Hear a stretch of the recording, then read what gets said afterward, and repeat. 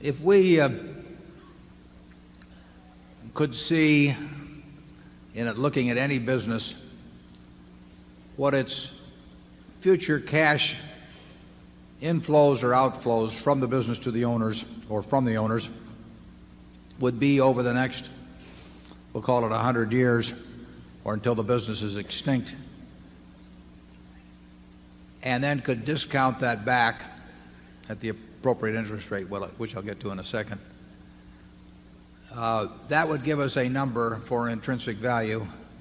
In other words, it would be like looking at a bond that had a whole bunch of coupons on it that was due in 100 years, and if you could see what those coupons are, you can figure the value of that bond compared to government bonds if you want to stick an appropriate risk rate in. Or you can compare one government bond with 5% coupons to another government bond with 7% coupons. Each one of those bonds has a different value because they have different coupons printed on them. Businesses have coupons that are going to develop in the future too. The only problem is they aren't printed on the instrument, and it's up to the investor to try to estimate what those coupons are going to be over time. As we have said, in high-tech businesses or something like that, we don't have the faintest idea what the coupons are going to be. When we get into businesses where we think we can understand them reasonably well, we are trying to print the coupons out. We are trying to figure out what businesses are going to be worth in 10 or 20 years.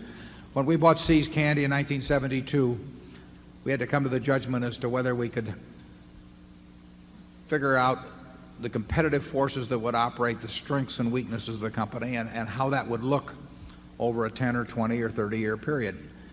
And if you attempt to assess intrinsic value, it all relates to cash flows. The only reason for putting cash into any kind of an investment now is because you expect to take cash out. Not by selling it to somebody else, because that's just a game of who beats who, but by, in a sense, by what the asset itself produces. That's true if you're buying a farm. It's true if you're buying a business.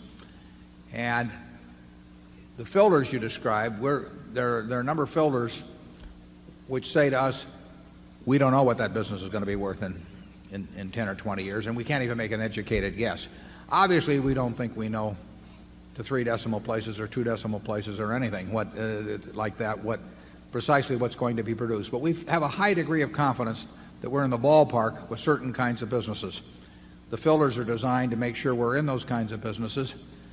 We basically use long-term, risk-free, that's government bond type interest rates to think back in terms of what we should discount at.